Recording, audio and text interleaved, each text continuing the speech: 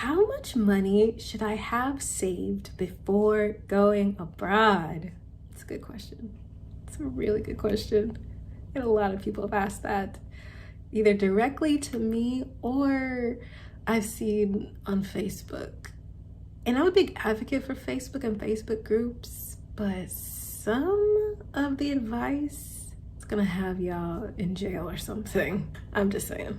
Hi, welcome to Flourish in the Foreign on YouTube. Yes, because Flourish in the Foreign is a weekly podcast that elevates and affirms the voices and stories of Black women living and thriving abroad. Yes, it does, while also exploring living abroad as a pathway to wellness. And I'm your host of the podcast and of the YouTube channel, Christine Job. Bling. A Black American expat or immigrant, whatever you want to call me, currently living in Spain, currently based in Barcelona. And welcome to the YouTube channel. This is your first time. Hi.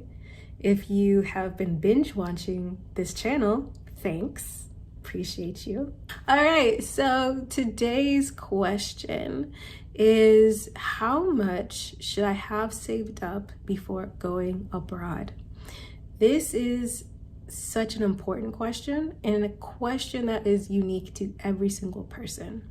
If you've done any research at all about this kind of thing, you have probably seen or heard or read all different types of numbers and all different types of advice. People are like, saved? I left with $100 in my pocket and now I own 3 hotels. There's always a story like that, which is incredible and amazing, but also it's an outlier. I'm gonna say that right now. And I'm a big believer in like positive thinking and amazingness and a manifestation. But let me just say, like, that's an outlier, and do not do that. Don't do that. Don't do it. So how much should you have saved up? So something that I always tell people, and I'm gonna keep on saying it because I think it's really important to do, is that you've got to know yourself. Yes, and you've got to know your number. No one can tell you that, okay? What is your number? Your number is, what are your current expenses? Itemize them. Analyze and see which items and which expenses you will have to keep having and incur while you're abroad, and which ones you are not going to. Even itemize and project the expenses that you will have to newly incur. I always give the example, you may not be paying rent, but you may have to rent a storage unit while you're abroad. So understanding what that looks like. Also, making sure, you have an idea of how much it costs for you to live your life well abroad, because it doesn't make any sense to like move and struggle and endure. Okay, so really understand what that looks like. What is that number?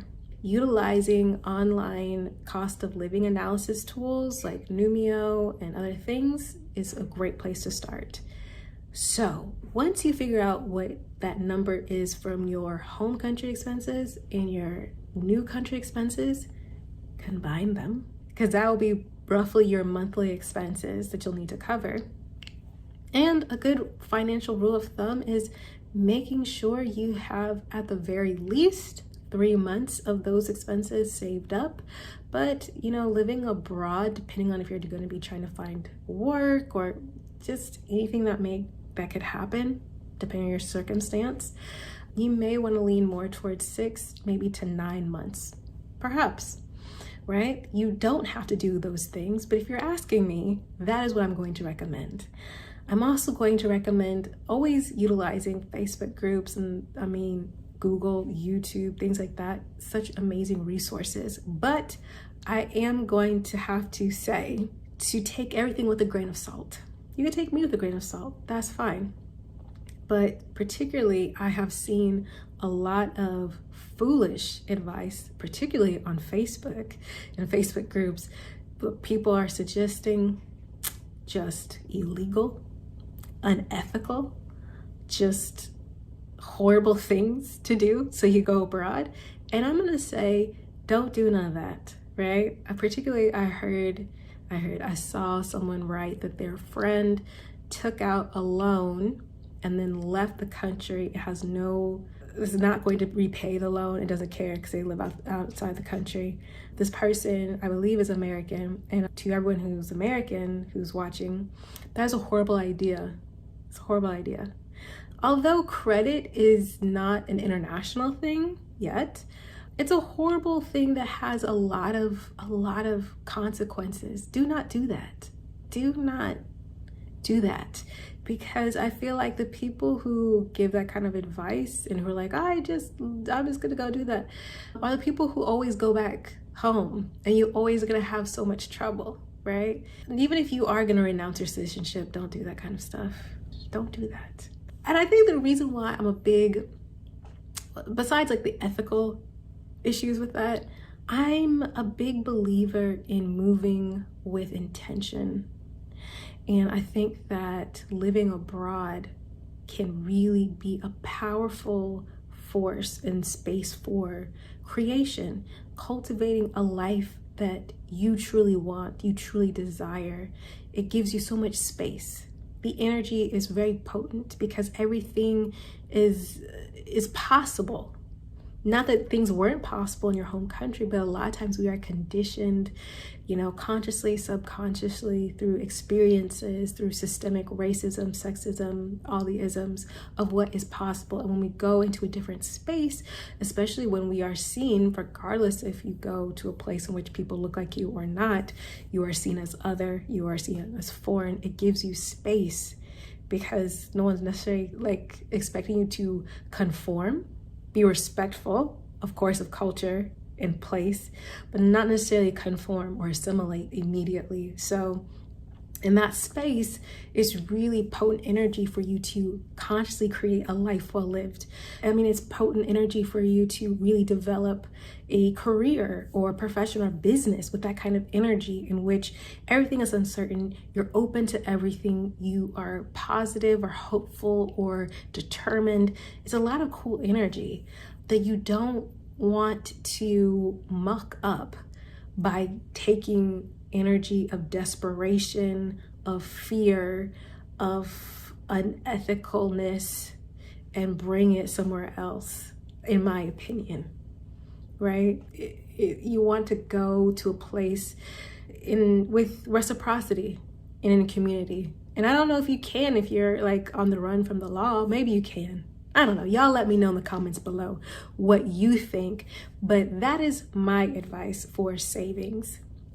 Depending on, if you have children, if you're solo, that number may fluctuate. These aren't hard and fast rules. Like no one's gonna be like, no, you can't move. Well, I mean, some countries do have financial stipulations attached to their visas. So that's important for you to understand too, making sure you do have that kind of cash and assets or whatever they're looking for that you can get your visa. That is important. But could you go abroad, visas notwithstanding, with no savings? Maybe. But that also depends on your passport, because there's a lot of passport privilege in being able to hightail it out of your country into a different country, not have no money and nobody stop you. There's a lot of passport privilege that I think a lot of people don't recognize. So my recommendation is 3 to 9 months saved of whatever your expenses are. At least make that the goal. Change up your lifestyle, put this money into, a high yield savings account and see where it goes. That's a good place, especially if you're just kind of in the starting point and you're like, where do I start? Start there. And with more information and more ideas of what you're trying to do, you can adjust. If you found this video helpful, give it a thumbs up. If you have some questions about this topic or any topic about moving abroad, put it down below in the comments. If you moved abroad with savings, how much did you move abroad with? Did you think it was enough? Did you think it was too much? What are your thoughts? Let me know in the comments below. And be sure to subscribe to the channel so you don't miss any new videos.